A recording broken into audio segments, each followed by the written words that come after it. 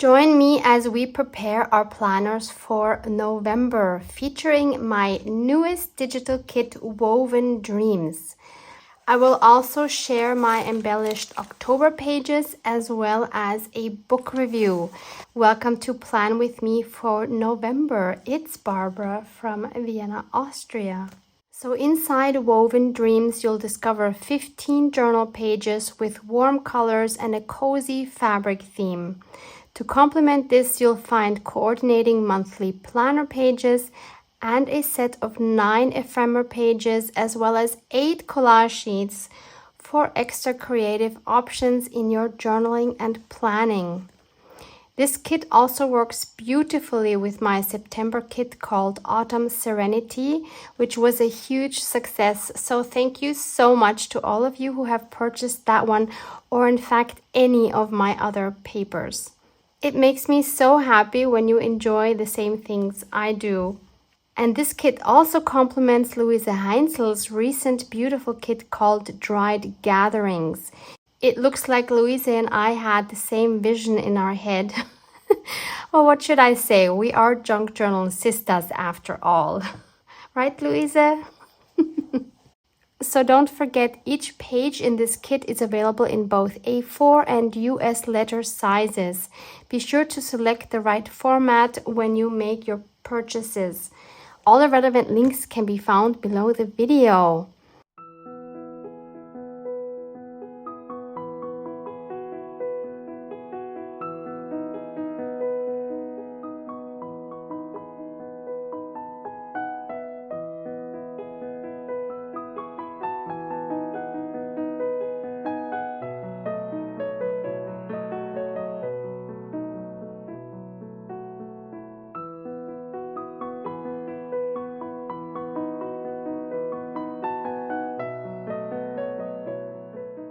So let me start off by sharing my October pages.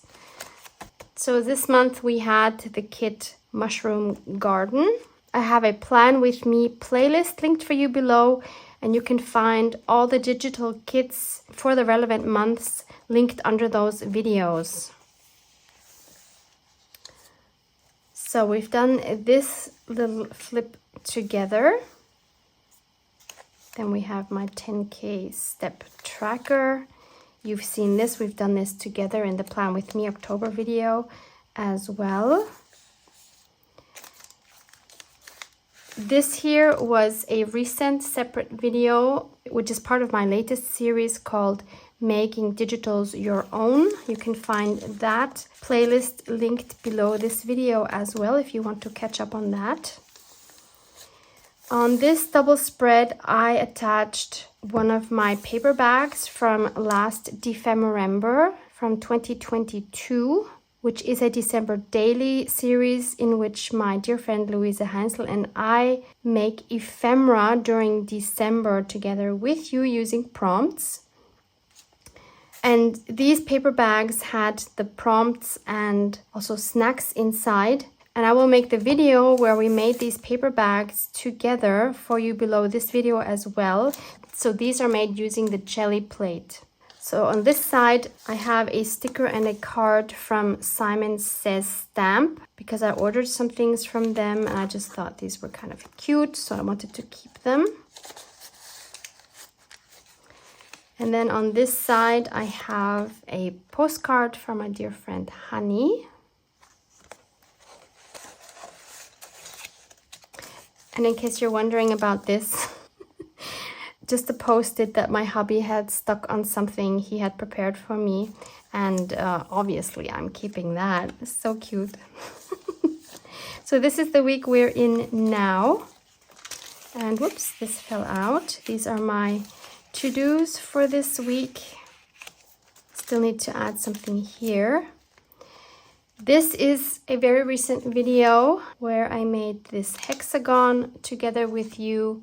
I had seen this in a video also by Louise Heinzel, where she actually made a hexagon based on the one that she had received in a Happy Mail. And I wanted to make my own version of that. And I also share how I make hexagons very easily, just using a compass and a ruler.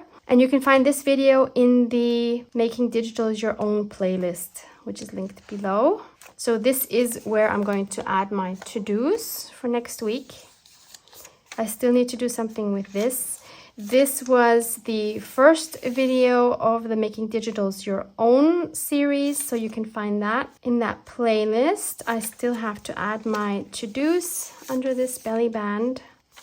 And then we're already on November 5th.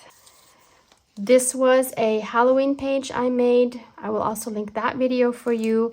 And I wanted to challenge myself to make a Halloween themed page without having all the things. Like I had no Halloween stamps or stencils or anything like that. But as you can see, you can still make a themed page. You just need maybe a little more imagination. I had so much fun with this one. And so this is what Bear November looks like for now. So this November I've added, as always, using this stamp set by Sizzix and Tim Holtz, and they are called Calendar Words Block, and the number is 661178. I find these so convenient. Then we have the monthly overview here, my 10K step tracker. And here we move into my first week, which starts on November 6th, because as you saw, the other one is still in the October signature. Then we have this page. Then we have an empty double spread. We have this one, love this image. And we have these. Then we have another empty double spread with this little paper here. And the final week going into December 3rd. Can you believe we're moving into December soon? This is crazy. And then December here will be my last month.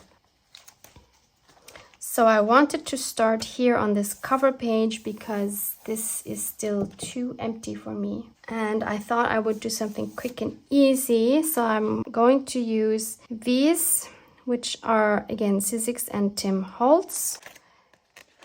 These are called Wildflower Stems number 2, and the number is 664164. So I'm choosing 3 of those flowers that I have die cut from white cardstock. I think these will go here perfectly, but I think the white is a bit too much. So I'm going to spray these in gold. Oh, and I do want to mention one thing concerning the die cutting machine. So I have this one. It's a Big Shot fold away. And I've had this for many, many, many years. And this was the setup I always use, which are the plates that it comes with. So you have your standard platform. Then you have this translucent one, and then you have these 2 transparent plates. So that's the sandwich I always used. And for such a long time, I have been thinking about getting the magnetic plate. Of course, you can secure your dies with washi tape, which is what I always did. But when you have a lot of small dies, it really becomes a pain, and then the washi tape is cut as well, and then you have to get all the little bits off. And yes, of course, it's doable. I've done it for many years, but I have always been eyeing the magnetic platform. And finally, I got it. And the reason why I have been holding off from getting this is because it's expensive. It really is expensive. And every time I looked at it, I'm like, no, I don't really need it. But now I was like, you know what? This is a tool I use so often, and I really enjoy having a die cut machine. Let's do this. And so I got this a couple of days ago, and of course I didn't look at this picture because who likes to look at instructions? So what I did was I took these 3 plates off, took this off, replaced it with this one, and then put all these 3 plates on. But of course then what happens is that this does not stick. So I was like, oh no, it's broken. But of course it's not broken. If you would look at the picture more closely, you would see that this plate is no longer necessary, because I was thinking like, well, it needs to have the same thickness because otherwise how is it going to cut? But what I didn't realize, what I saw afterwards, was that these two plates do not have the same thickness.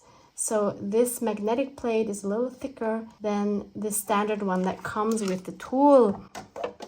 So of course that makes up for this plate. You don't need this plate anymore. So with that one, with just adding the clear one underneath, they stick. It's so cool. I'm so in love with this. So I'm so happy about this purchase. So I just wanted to share that if you were ever thinking of getting the magnetic platform and not sure because it is so expensive, I can tell you it's a game changer. I love it. My pieces don't move anymore. So especially when you have a lot of small dies, this is just perfect. So coming back to these, let's spray these in gold. I'm using my icing dye spray by Seth Apter called Gold Mine. Obviously you could paint them. I'm just being lazy. I have the spray.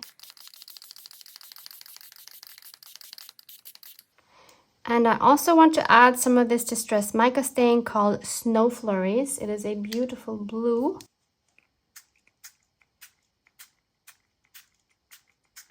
So this is what they look like once they're dry. I'm not sure if these are going to have enough contrast because they are maybe blending a little bit too much into the background. So one thing we could do to add more contrast is to add some stamps on these. I'm going to take this Field Notes set by Tim Holtz, and I'm going to take some of these numbers and stamp them on these flowers. I'm using my jet black archival ink, and I actually don't know how well these are going to show up on mica stain.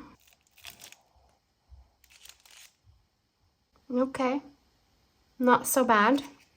Obviously the contrast is not as big as if I were to stamp on regular copy paper.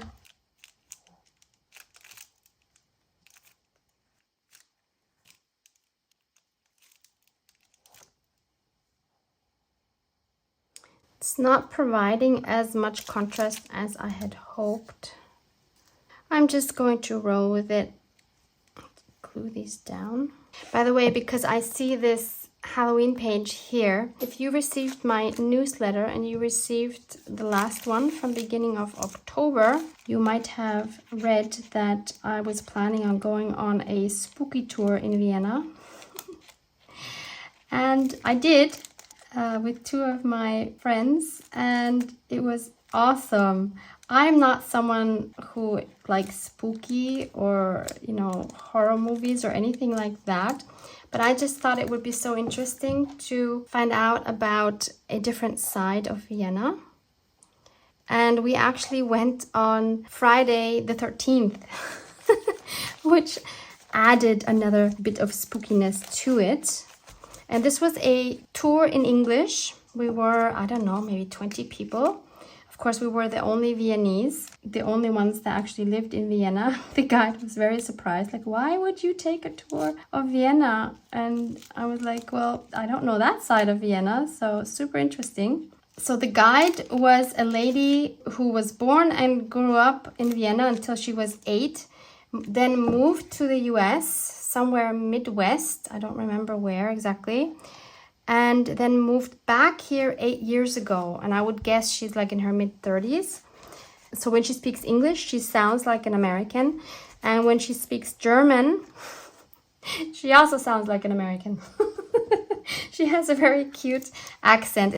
She had a lot of humor, which helped a lot because the stories she was telling us, oh my goodness.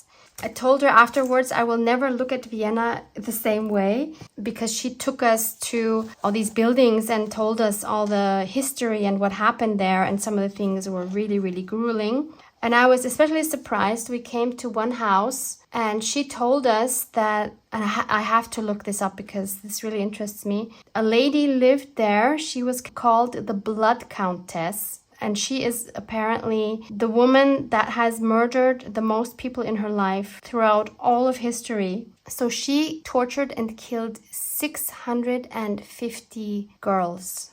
It's absolutely grueling. I'm not going to go into any details. That was a real shocker.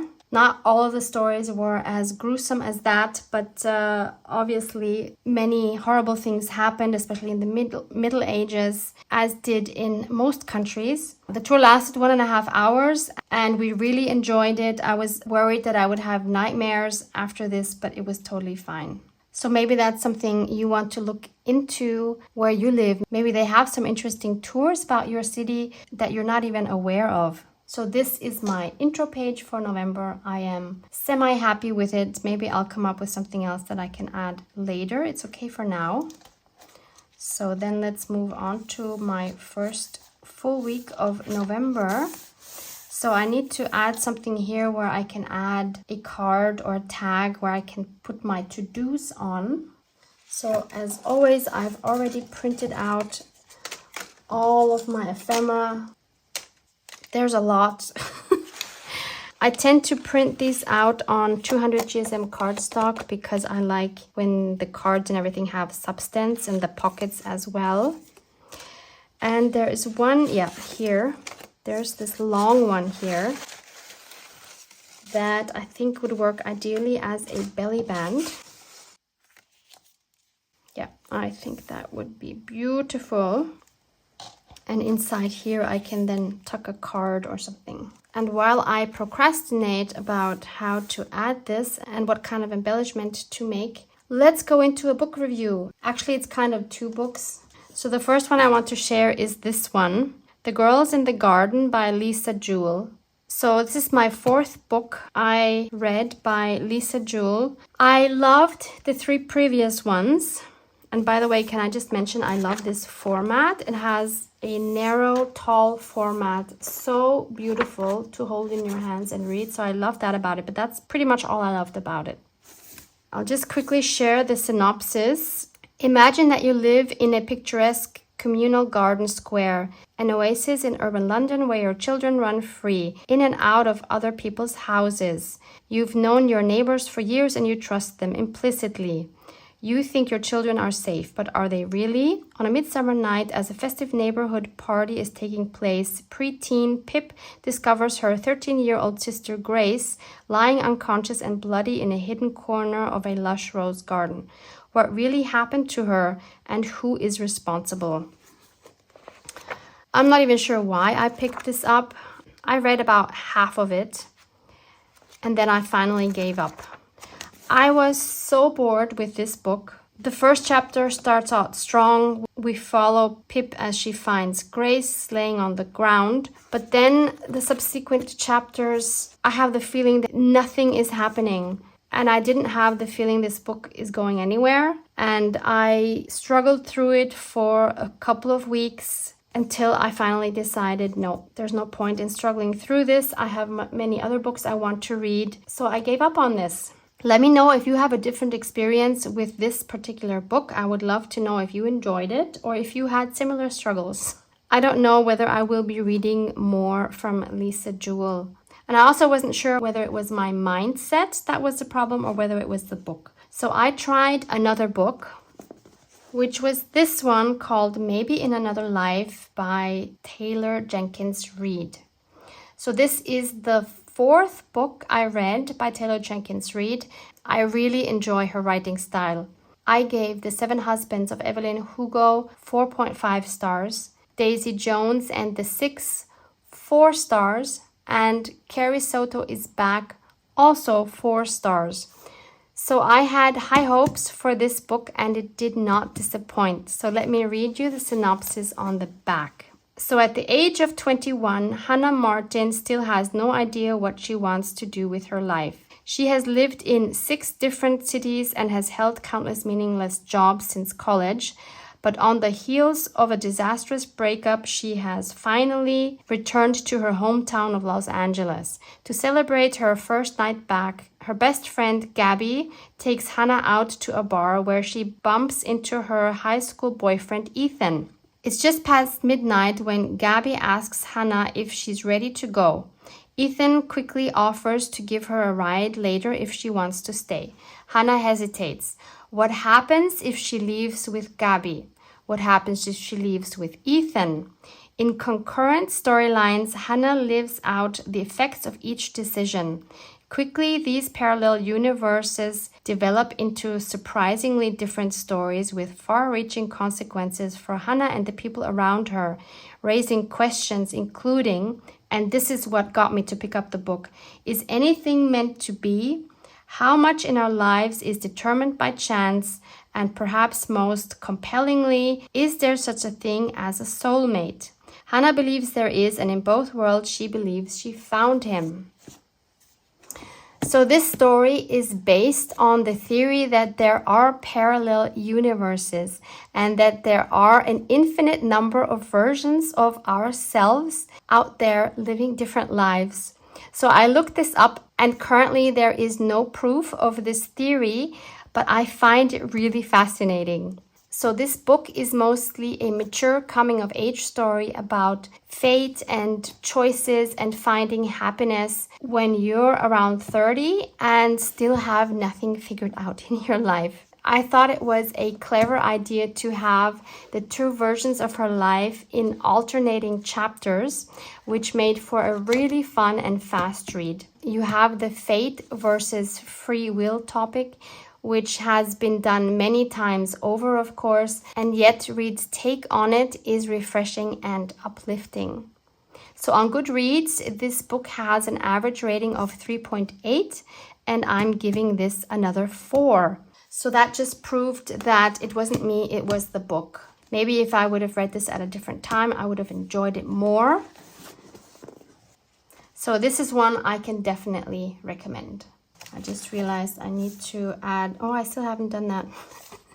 I need to add my book review page in the back here. I was going to do that after last month, right? Well, I will do it at one point. So I want something else to put on this belly band because this is still too plain for me. And even though I have a lot of choice here, both from all my ephemera and also from these collage pages, there's a lot of things I could just cut out. I really love these leaves, by the way.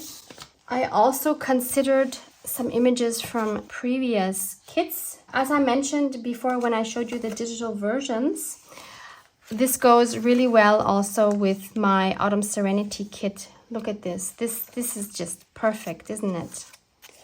That would go so well. I have so much left over from that kit. But then I also saw some pieces I had left from my Dragonflies Resurrected kit, which is quite a while back. And I thought this would be perfect. And also this round one would be perfect. And I think this is what I want to try for this belly band. And since I want this to stand out a little more, I want to add one of these two die cuts on the bottom. First, I was thinking about this flower petal one.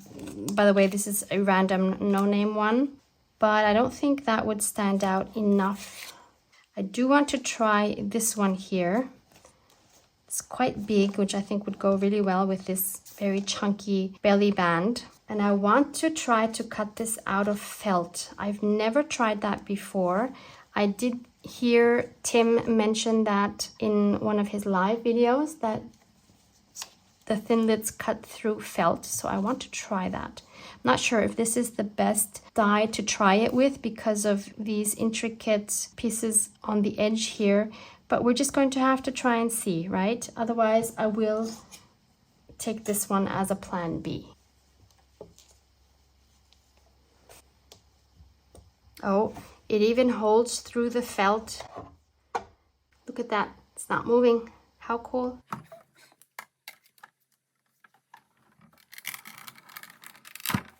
I'm gonna run it through a second time just to make sure. Let's see how we did.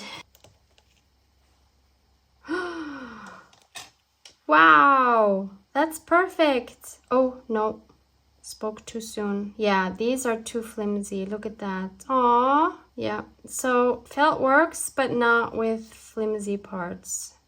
Oh my goodness, look at that.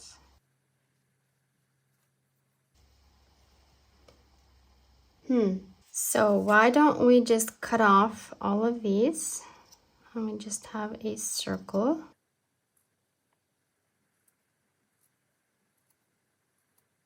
So I have my circle and I have another die. So this one is a little bit bigger than this one. So I'm going to cut this one out as well.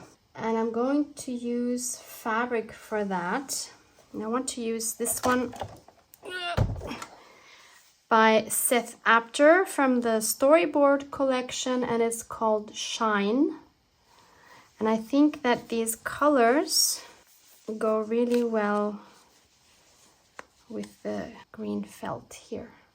So we have learned from this video right here where I die cut these fabric leaves that you can cut with these thinlits through regular fabric glued onto cardstock. So that's what we're going to do. So adding some glue to my cardstock because that's easier than adding it to the fabric. Thin layer.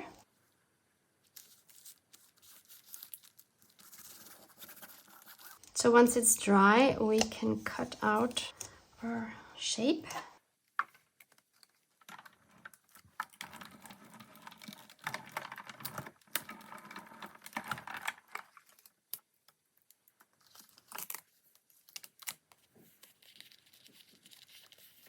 So that worked perfectly, I'd say. So let's glue our felt circle on top. I must say I'm not the biggest fan of felt, but it gives such a cozy vibe because it's just so soft.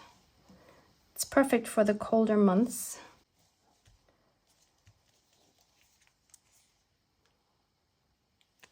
So let's see what it will look like on our belly band. It's huge. But that's okay, the belly band is huge too. Yep, I'm liking it. Okay, so I'm going to add some stitching on the top and the bottom here to my sewing machine. I like messy, so I like going back and forth with the zigzag stitch. And then we can just glue it on.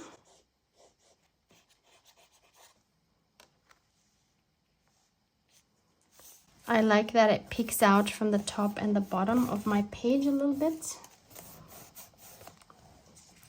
And then let's glue on our embellishment. Okay, we have a huge belly band. And since that belly band is so big, I need something big to go behind it. And since I don't have any tags or anything that large, I'm going to cut out a piece of this beautiful collage sheet. This is collage sheet number 4. By the way, you can get all these separately. So the collage sheets are separate from the ephemera, is separate from the backgrounds, is separate from the calendar pages. So you can mix and match to your liking without having to buy all the things you know you're not going to use. So I'm just going to cut out a piece of this. So I'll cut here and I'll also cut here to make a really big card. And now of course I wish I had printed this on the cardstock as well, so I'll have to back it. Actually, I'll cut it a bit shorter because I want some space around it for a border. And I'm going to use this fabric. I'll do the same thing like I did here for the die cut, but I'm just going to manually cut this. But I want a border with this fabric. It has such beautiful warm tones, and this is again Seth Apter Storyboard collection, and this one is called Received. Look how gorgeous. So much grunge. So I'm just going to cut a piece to border this here.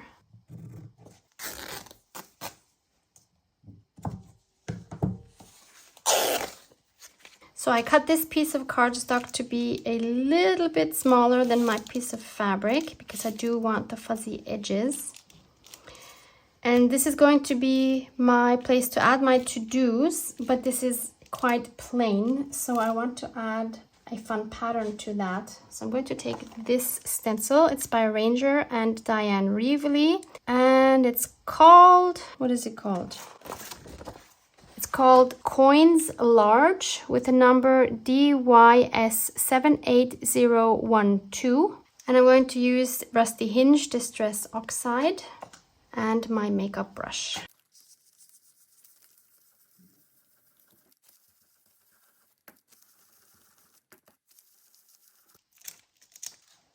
I think it'll be a lot more fun to write my to-dos on this rather than just a blank page, right? Let's ink up those edges. By the way, I have another Making Digitals Your Own episode coming up for the October kit. I think it's next week. So if you enjoyed that series, you can look forward to one more with that kit. I do plan on having one for November as well. So then I can glue the fabric on the back side. As always, I'm linking my source for fabrics from a German online store in the description box. Please note that the owner, Romy, is not able to ship anything from November 9th to the 30th because she will be on well-deserved vacation. And she has nobody else to ship anything for her. So if you want to check out any of these fabrics that you're seeing in my videos, might be a good idea to do that before or then as of December again. Okay, so now I can add this. Actually, I want the red border on the bottom. I need to ink up those edges as well. So this is what happens if you want to sew on a piece and you don't adhere it first. At least a little bit to keep it in place. So first of all, it's wonky, as you can see. And second of all, it's puffy because it moved so much while I was sewing it that now I have a puffy, wrinkly card. I'm going to go with it. I'm not looking for perfection. I wasn't looking for this either, but I wasn't looking for perfection. And I'm going to add this quote by Ralph Waldo Emerson saying every artist was first an amateur, because this is just perfect. You can't be much more amateur than this. And by the way, this comes from a brand new digital that I added as well, which is called Artist Quotes 2. And it has all of these fabulous quotes here. So you'll find these linked below as well. You might think I did this on purpose so I could add this quote, but no. I wanted to have a really pretty card. This was definitely not the plan. But the nice thing is there are always solutions. And sometimes the solution is just accepting it and going with it. So this is a bit wide, right? So let's cut this in two. Ink up the edges. It's been a really long time since I've added sentiments to my shop. I thought it was high time. I just made these yesterday because I needed them for another project for my grungy vintage junk journal series. So this is a series I currently have on Sundays unless I'm posting something for the December countdown. So that's this journal right here. So if you're interested in seeing how I made this step-by-step cover to signatures to embellishments to everything, check out that series. I will also link this one down below for you because you can never have enough links in a description box. So let's add our wonky card to our belly band. So this will be the place where I'll add my to-dos. I hope my to-dos are not going to fill up this large card. I'm getting a lot of cozy vibes because of the fabric and the felt. so tactile. I'm going to leave it at that for today in order to avoid any more catastrophes. But if you've enjoyed my Woven Dreams kit, check out the links below and grab your own copy. I can't wait to see what you come up with using my kit. And if you share on social media, please don't forget to tag me. Love you guys. Mwah, mwah.